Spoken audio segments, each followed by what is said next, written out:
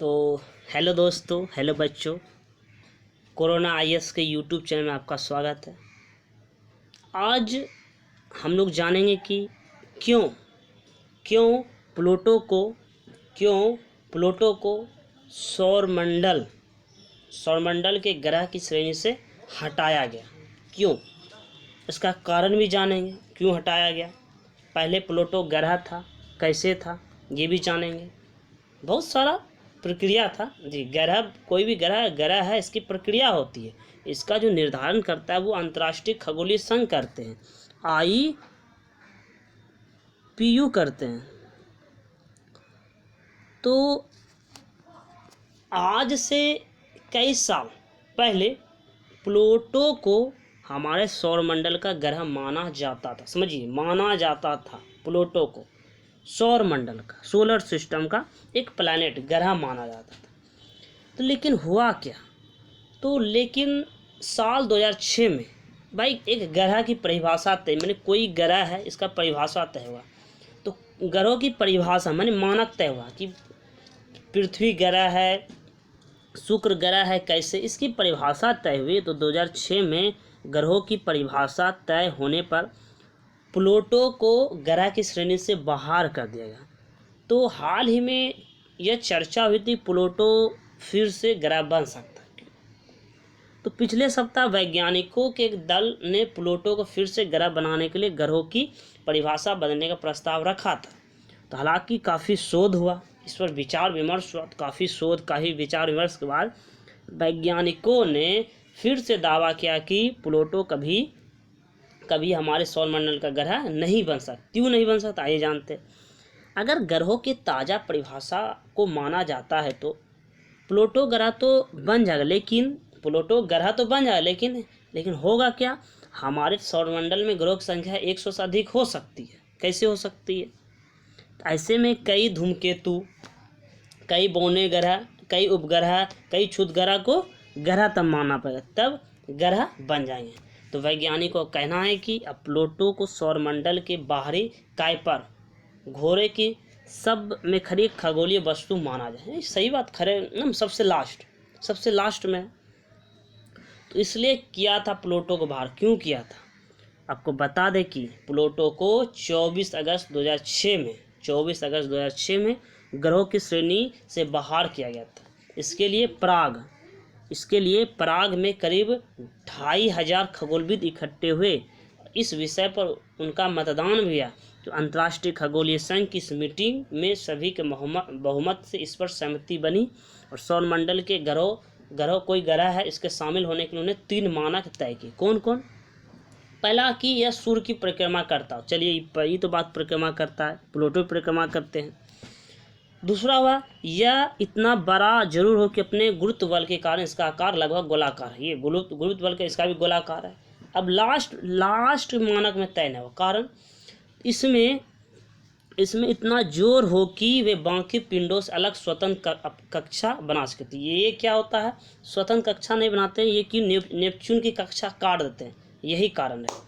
तो तीसरी उपेक्षा में प्लूटो खरा नहीं उतरता है, क्योंकि सूर्य की परिक्रमा के दौरान इसकी कक्षा नेपच्यून की कक्षा से टकराती है, कारण यही है। तो आपको बता दें प्लूटो नाम रखा था कौन? एक छात्र ने नाम रखा था। आपको पहले जानते, खोज किया था। तो प्लूटो की खोज 1930 में एक अमेरिकी वैज्ञानिक थे, तो अमेरिकी वैज्ञानिक क्लाइड W. टॉमबर्ग ने की थी। खोज, नाम नहीं। तो पहले इसे ग्रह मान लिया गया, लेकिन 2006 में वैज्ञानिकों ने इसे ग्रहों की श्रेणी से बाहर कर दिया। तो प्लूटो का नाम जो रखा था, एक ऑक्सफोर्ड स्कूल ऑफ लंदन की 11वीं छात्रा थे, जिसका नाम था छात्रा थी जिसका नाम था वेनेसिया वर्ने ने रखा था। तो वैज्ञानिकों ने लोगों से पूछा था कि इस ग्रह का नाम क्या रखा जाए। तो इस बच्ची ने इसका नाम प्लूटो सोचा। क्यों सोचा? इस बच्ची ने कहा था, रोम, इटली की राजधानी रोम में अंधेरे के देवता को क्या कहते हैं? प्लूटो कहते हैं। रोम में अंधेरे के देवता को प्लूटो कहते हैं। इस ग्रह पर हमेशा अंधेरा रहता है। सही बात, इस ग्रह पर हमेशा दूर है, सूर्य से बहुत दूर है, अंधेरा रहता है, इसलिए इसका नाम प्लूटो रखा जाए। प्लूटो हिंदी में इसको यम बोलते हैं। तो प्लूटो 248 साल। प्लूटो कितना रहता है? 248 साल में सूरज का चक्कर लगाता है। सोच सकते हैं 248 साल में सूरज का चक्कर लगाता है, सोच सकते हैं। जानिए प्लूटो के वातावरण तथा और उनके उपग्रहों के बारे में जानते हैं। तो प्लूटो के 5 उपग्रह हैं। कितने उपग्रह हैं? प्लूटो के 5 उपग्रह हैं। इसका सबसे बड़ा उपग्रह सेरन। सेरन किसका उपग्रह है? प्लूटो का सेरन है, जो कि 1978 में खोजा गया था। इसके बाद हाइड्रा भी प्लूटो ग्रह है, प्लूटो का उपग्रह हाइड्रा।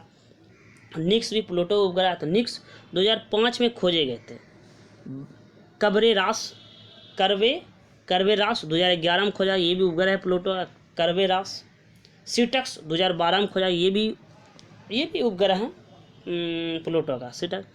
तो प्लूटो का वायुमंडल बहुत ज़्यादा पतला है। पतला कहने से देख लेते हैं। पतला है, इसमें मीथेन, नाइट्रोजन और कार्बन डाइऑक्साइड से बना है। यह जिसका जो वायुमंडल है मीथेन, नाइट्रोजन और कार्बन डाइऑक्साइड से बना है। जिस समय प्लूटो परिक्रमा करते समय सूर्य से दूर चला जाता है, तो अब जाइए दूर चले तो इस पर ठंड बढ़ने लगती है और इस पर पाई जाने वाली गैसों का कुछ हिस्सा बर्फ बनकर उसकी सतह पर जम जाता है, जिसके कारण प्लूटो का वायुमंडल और भी विरल हो जाता है। ठीक, इस तरह प्लूटो धीरे धीरे सूर्य के पास आने लगता है, तो उन गैसों का कुछ हिस्सा पिघलकर वायुमंडल में फैलने लगता है।